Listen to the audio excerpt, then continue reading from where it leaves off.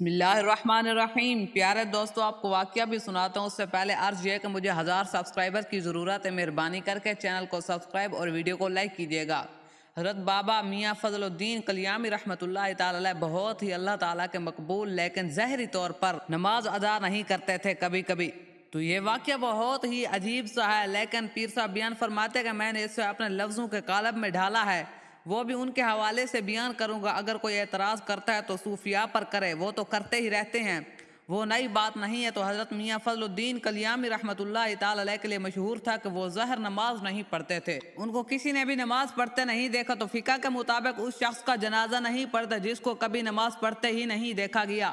لہٰذا ان کے نماز جنازہ رکھ دی گئی، اور مولوی جو حضرات تھے، بڑے بڑے علماء، اس کی ماڑی دانشمندہ ان کے قریب کوئی جگہ ہے، وہاں کے بہت بڑے قاضی تھے، وہ خچر پر کتابیں لاد کر لے آئے تھے کہ میں جو وہاں اس کی نماز پڑھے گا اس شخص کی، تو میں اس پر فقہ کے فتوے صادر کروں گا، ثابت کروں گا۔ تو پیر صاحب بیان فرماتے ہیں کہ میرے دادا پیر مہر علی شاہ صاحب چلے گئے۔ میاں فضل الدین نے کہا کہ میں بدعتی ہوں، میں ساز سنتا ہوں، میں آواز سنتا ہوں، میں آواز کارسیاں ہوں، میں چشتی ہوں، نظامی ہوں، صابری ہوں، زیادہ سے زیادہ میں مشرک ہوں۔ یہ تو فیصلہ میرا مالک ہی کرے گا نا، پر میں مروں گا تو میری قبر کے اندر گھس کر سارنگی بجانا، سرنگی بجائی گئی، اور کہا گیا کہ میرا جنازہ کوئی نہ پڑھے۔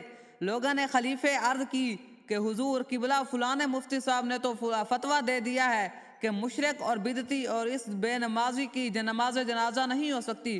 فرمایا کہ مکی نوالی تو علی کے کفن پائی کے منجی میری رکھ چھوڑو، رکھ دو، ایک شاہ سوار آئے گا اور نماز پڑھائے گا۔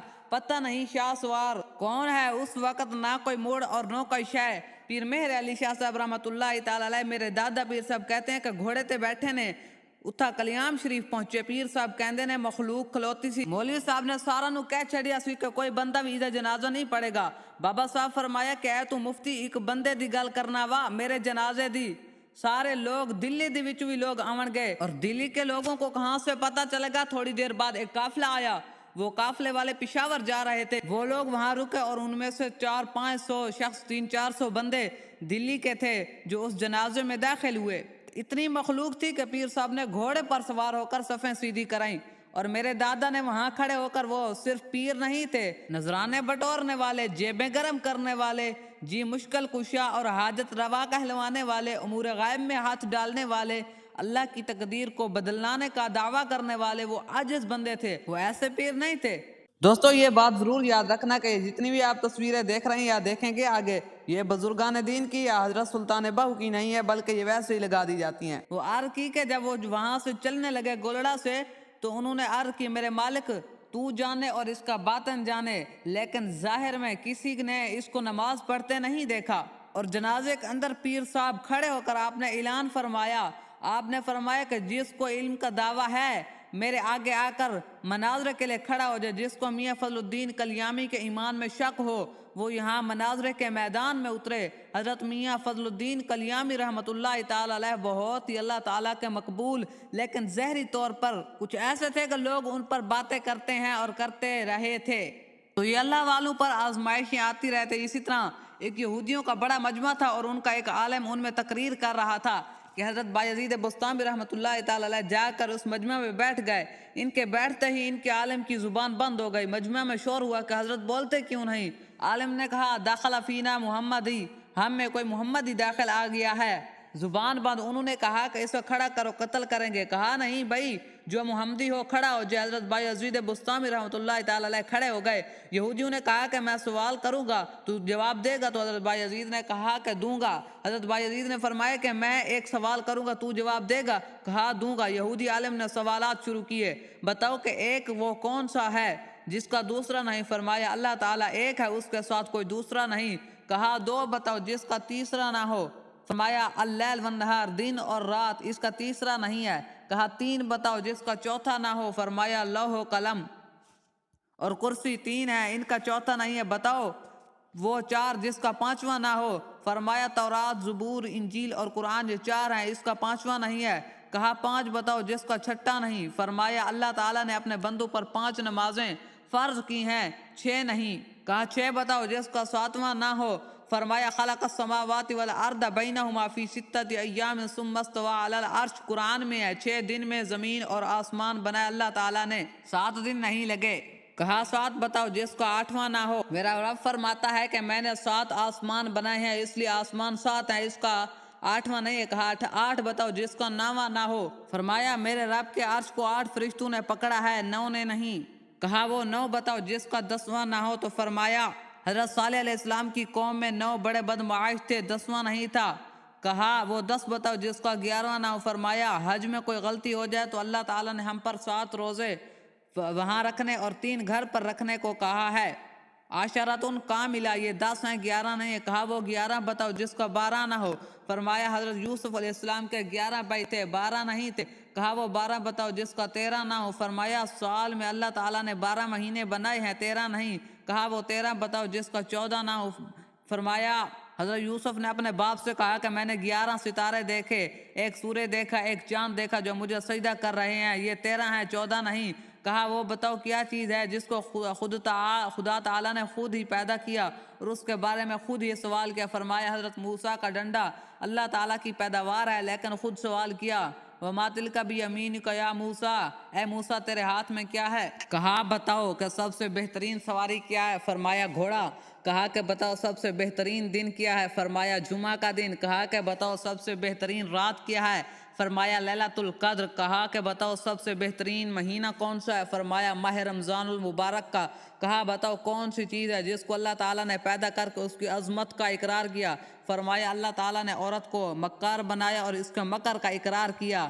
ان کیدکن عظیم، القرآن عورت کا مکر بڑا زبردست ہے۔ حضور اکرم صلی اللہ علیہ وآلہ وسلم نے فرمایا کہ میں نے نہیں دیکھا کہ بڑے سے بڑے عقل مند کے قدم اکھاڑنے والی ہو اور کوئی چیز نہیں ہے سوائے عورت کے بڑوں کے عقل پر پردہ ڈال دیتی ہے۔ کہا بتاؤ وہ کون سی چیز ہے جو بے جان مگر سانس لیتی ہے؟ فرمایا وَالصُّبْحِ اِذَا تَنَفَّسَ، میرا رب فرماتا ہے کہ مجھے صبح کی قسم جب وہ سانس لیتی ہے۔ کہا بتاؤ وہ کون سی 14 چیزیں ہیں جن اللہ پاک نے اطاعت کا حکم دے دیا، ان سے بات کی؟ فرمایا 7 زمین 7 آسمان۔ ثم استوى إلى السماء وهي دخان فقال لها وللأرض ائتيا طوعا أو كرها قالتا آتينا طائعين۔ اللہ تعالیٰ نے 7 زمینیں 7 آسمان بنائے اور ان 14 کو خطاب فرمایا کہ میرے سامنے جھک جاؤ، تو ان 14 کے 14 نے کہا کہ یا اللہ ہم آپ کے سامنے جھک رہے ہیں۔ کہا بتاؤ وہ کون سی چیز ہے جسے اللہ تعالیٰ نے خود پیدا کیا، پھر اللہ تعالیٰ نے اسے خرید بھی لیا؟ فرمایا اللہ تعالیٰ نے مسلمانوں کو پیدا کیا ہے اور ان کو خود خرید لیا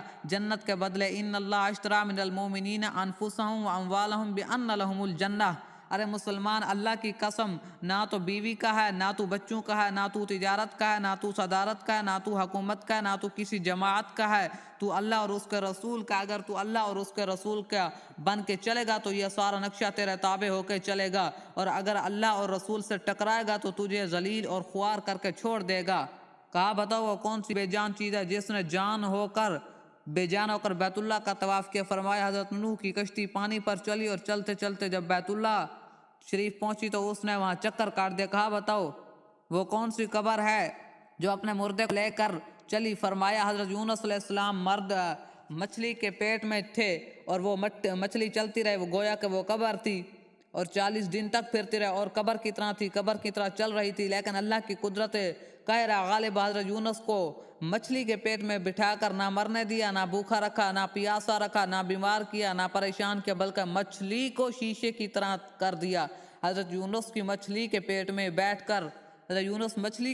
بیٹھ کر سارے دریا کا تماشا دیکھتے رہے، اندر سے باہر کا منظر دیکھتے۔ مچھلی کا ایک ہی معدہ تھا، اس میں غذا بھی آ رہی ہے، لیکن حضرت یونس امانت سے آرام سے بیٹھے ہیں۔ معدے کی حرکت حضرت یونس علیہ السلام کو تکلیف نہیں دے رہی، لیکن مچھلی کی غذا بھی کھائی جا رہی ہے۔ حضرت یونس امانت بن کر کہا کہ بتاؤ وہ کون سی قوم ہے جس نے جھوٹ بولا پھر بھی جنت میں جائے گی؟ فرمایا حضرت یوسف کے بھائی وَجَاءُوا عَلَىٰ قَمِيصِهِ بِدَمٍ كَذِبٍ قَالَ بَلْ سَوَّلَتْ لَكُمْ أَنفُسُكُمْ أَمْرًا۔ یہ قرآن کریم حضرت یوسف کے بھائی شام کو آئے اور بکری کا خون کرتا کے اوپر مل کر آئے اور جھوٹ بولا حضرت یوسف علیہ السلام کو بھیڑیا کھا گیا ہے، لیکن حضرت یعقوب کے استغفار پر اور ان کی توبہ کرنے پر اللہ تعالیٰ نے کہا اب یہ جنت میں داخل ہو جائیں گے۔ کہا بتاؤ وہ کون سی قوم ہے جو سچ بولے گی پھر بھی جہنم میں جائے گی؟ فرمایا یہودی اور عیسائی ایک بول میں بچے ہیں۔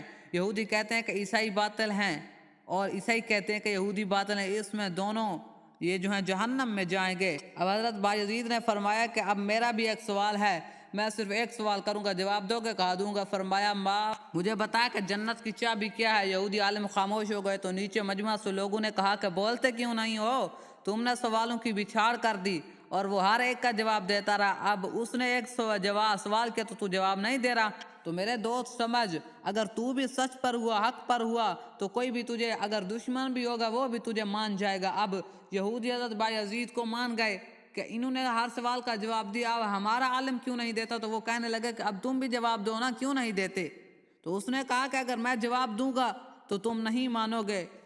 یہی آج ہم کہتے ہیں کہ جناب مجھے سارا پتہ ہے، تو مانتے کیوں نہیں؟ کہتے ہیں کہ کیا کریں، مجبور ہیں۔ تو اب وہ سوال کا جواب نہیں دے سکا۔ تو اسی طرح اگر آپ حق پر رہیں گے تو دشمن بھی آپ کو مان سکتے ہیں۔ اگر ہیں آپ جھوٹ پر تو جتنے بھی مرضی علم پڑھ لیں، جتنے بھی کتابیں حفظ کر لیں، آپ کو کچھ بھی سمجھ نہیں آئے گی اور آپ ہمیشہ ہی غلط پر رہیں گے۔ تو دوستو کیسی لگی آپ کو ویڈیو؟ اپنی رائے کا اظہار کمنٹ میں کیجیے گا، ویڈیو کو لائک اور چینل کو ضرور سبسکرائب کر کے دیجیے گا۔ ویڈیو دیکھنے کا شکریہ، جزاک اللہ۔